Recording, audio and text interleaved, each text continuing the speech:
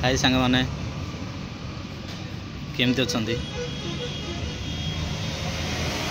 आज गोटे नुआ वीडियो भी आप स्वागत।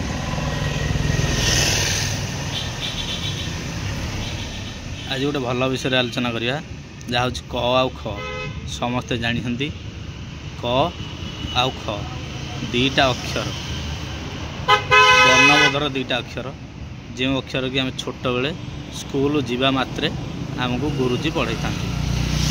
ये क आउ खर अर्थ कौन जदि जानी कमेंट बॉक्स में मते निश्चित कमेंट देवे। क आउ खर मुख्य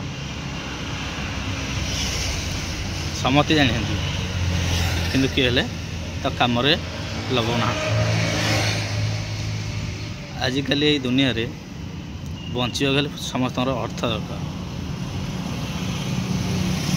किंतु कई चोरी करती कई डकायत करती कई एटीएम लुट करती कई पर पैसा धार उधार नहीं चलती फेरबार ना भी धरती। ये बहुत प्रकार लोक ये समाज में बास कर। क ओ ख ये दुईटा अक्षर मान है क रे करवा खर है खाइबा।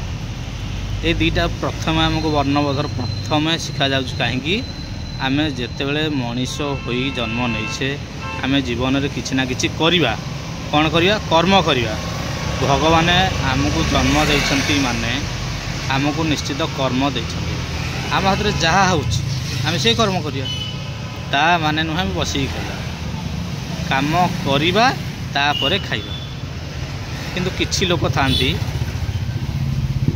जो माने कि परम ठक काम करती नहीं राताराति केमती कोटिपति हो जाए चिंता करती ना। आजिकल जो नुआ ट्रेंड चलती खेल रे पैसा उड़ाती एसबू बेकारिया धंदा समस्त अनुरोध छाड़ क आउ खर महत्व बुझ तापर काम लगाओ।